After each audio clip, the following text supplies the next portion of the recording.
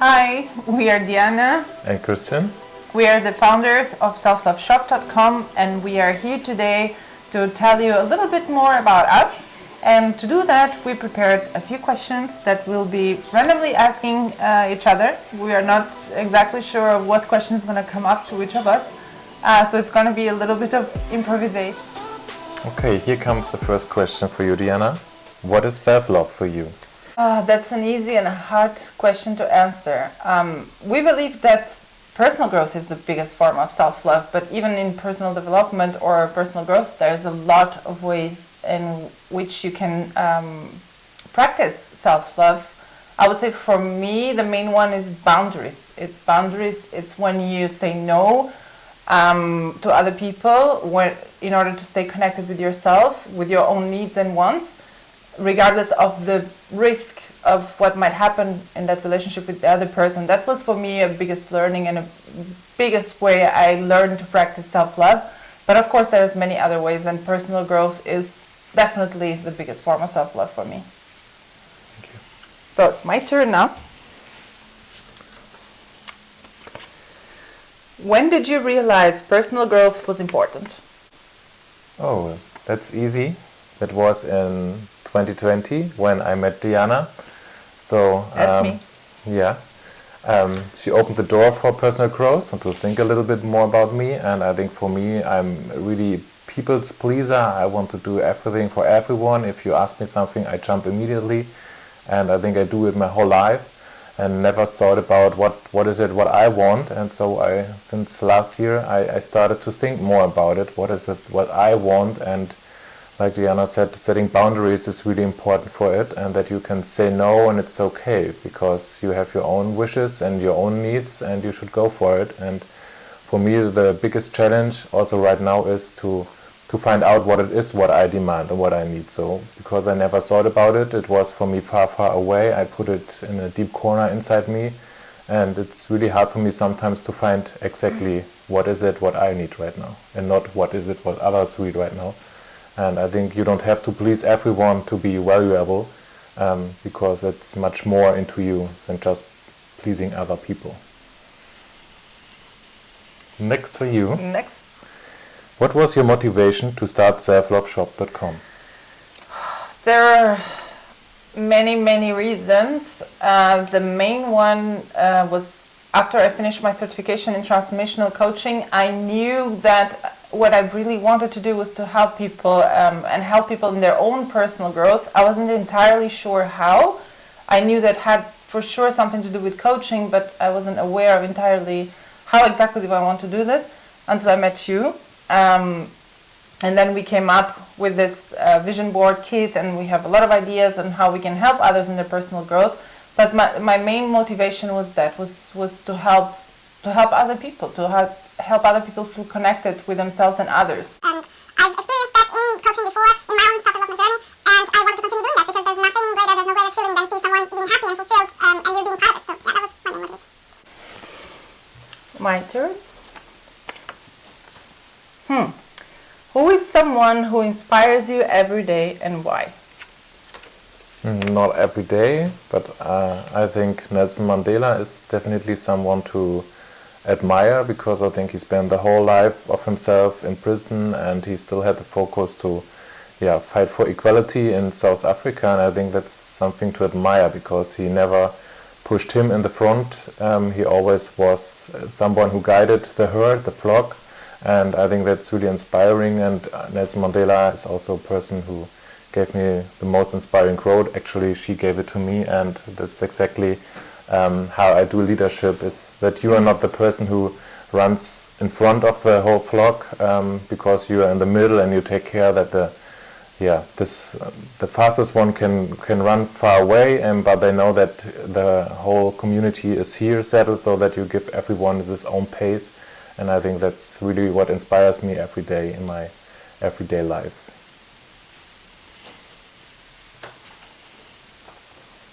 What is your favorite book and why? Oh, that is a difficult one. Because she always has a book. I always have a book for everything. Yeah. There's many books I love. I can mention two. which are the ones who made the biggest difference for me in my personal growth journey. Definitely Nonviolent Communication by Marshall Rosenberg. It really transformed the way I communicate and the way I listen. Don't be misled by the title of the book. It's nothing to do with conflict mediation. It can help, but it's not really about violent communication. It's just about communication itself. And it can really transform the way you communicate, the way you talk, the way you express yourself, the way you are aware of your own needs and wants, and the way you express them, but also the way you hear them from other people, how you can really listen behind the words. And another book that made a huge difference for me was Radical Honesty. I think it came into my life in a moment where I needed it the most. And it taught me that it's totally okay to be radically honest to myself first and then to others. Without that, there's no real connection with yourself. So I would say those are my two favorites in the self-development world, but like you said, I have a book for everything, so yeah, that's a lot. But those are the main two, I would say. Yeah. My turn. Would you rather travel to the past or the future? I definitely would not travel to the future, because that's all the excitement that we don't know what happens tomorrow, and that we have all opportunities and options for the future. And so since I was a kid, I was a huge Indiana Jones fan and wanted to become archaeologist or whatever is the name. Archaeologist. And so, but then I found out it's boring. But I think I would definitely travel back in the past to see all the ancient monuments they built in the past, because I think that's still impressive. That they're still standing somewhere, and like Sagrada Familia or Notre Dame, which was built in the past, and for me it's still a miracle that they still are there, these buildings. Next for you. Next. Are you a dog or a cat person? I love dogs, but I'm definitely a cat person. Just because cats are so surprising and independent and so weird. I feel like I kind of relate to them. They can be loving and cute and needy at sometimes, and they can also be very independent and cold and distant at others. I feel like as an introvert, I'm a little bit like that myself too. So I love cats.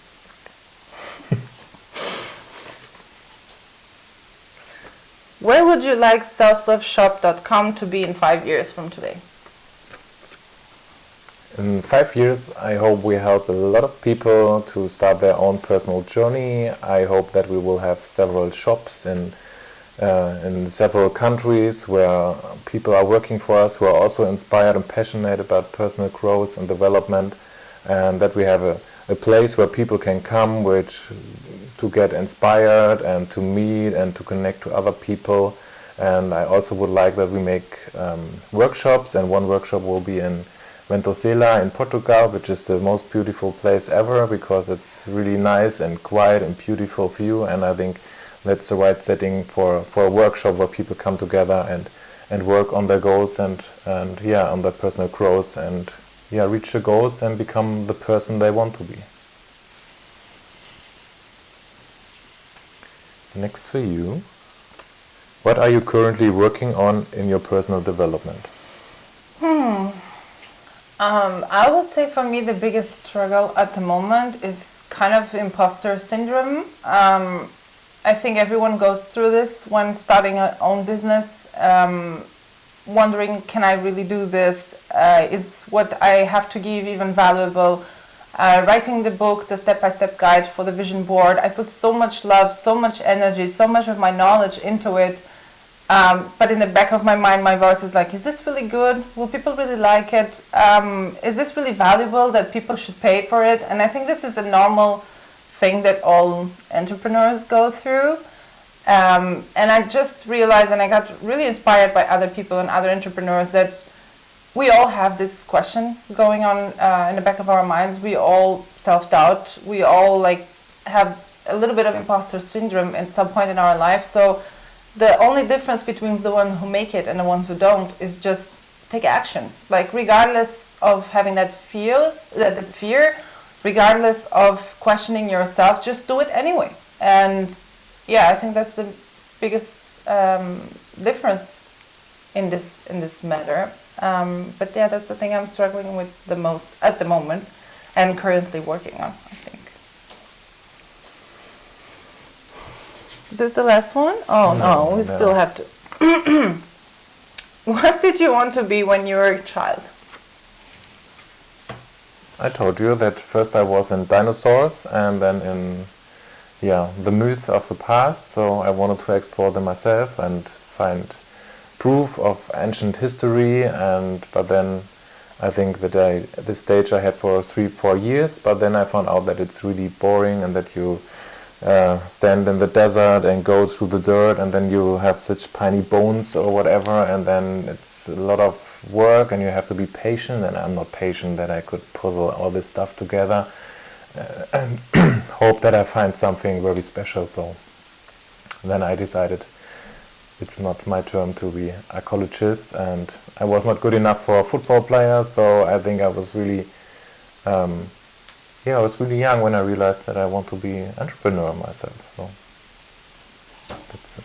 Oh, it's your turn. It's my turn. I wanted to ask another one. What is the favorite thing to do in your free time? Nothing. Nothing, really. It's my favorite thing to do in my free time because we have so busy jobs and starting the own business and family and relationship and social life and all of it. When you have a little bit of free time, I just want to do nothing. Chill, Netflix, take a walk outside, work out. But I don't even include that in my workout, in my free time. It's and time of, and eat. Yes, eat a lot. And yeah, that's it. Nothing.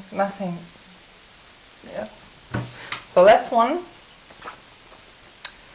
What perspective change would create the biggest impact in society today?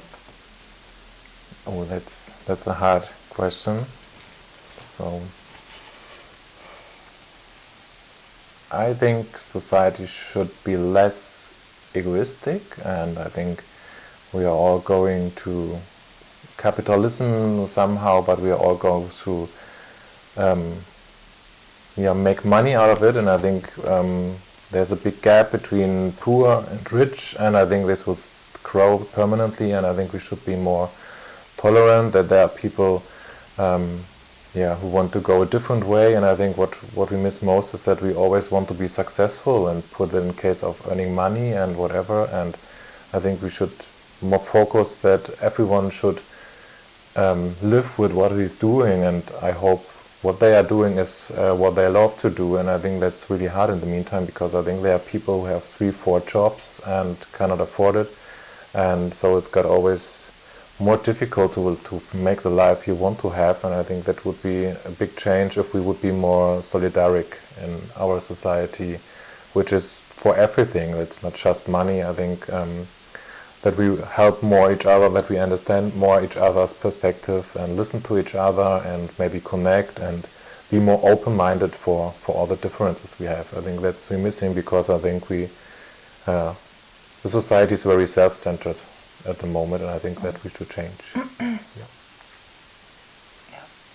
I think if I can jump on your question here, I think what could really create a big impact in society, and I think we are going in that direction, and hopefully self-love will help, but I wish we could change the meaning of the word strong. It really annoys me and hurts me when someone is rude and tough and I wouldn't say assertive, but dominant, and someone says that person is so strong. That's not strength.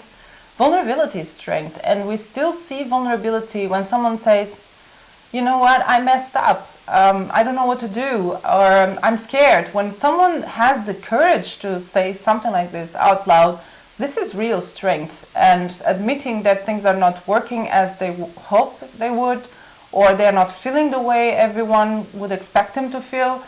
This is a major strength to be able to say this out loud, and I wish people would have this mentality switch. I think it could make a lot for the society if we all had that space to be vulnerable and be perceived as strong because we are vulnerable instead of as a weakness. So, sorry, I jumped on your question. Yeah, I can live with it. But it's true, yeah. So I learned to be vulnerable more, and I learned it also last year, and when I opened to other people, and talk more about how I feel, that I'm also a human being. And so I think it's hard, because from my idea where I come from, you don't show this to others. So I always bury my emotions and feelings deep inside me and never show anything to anyone. And that's definitely something worse in improving that. Yeah, you're totally right. Great. So these were all our questions. We are finished now. If you want to know more about us, please visit our website, self-loveshop.com, or our Instagram, self_loveshop_com, and you will find a lot more interesting content. And I hope you learned a little bit about us and what we do and what we mean to do with Self-Love Shop. And if you want to ask other questions, feel free to do so. We will answer them. Bye. Promise. Ciao. Was right on time, right? Yeah. Wow, okay.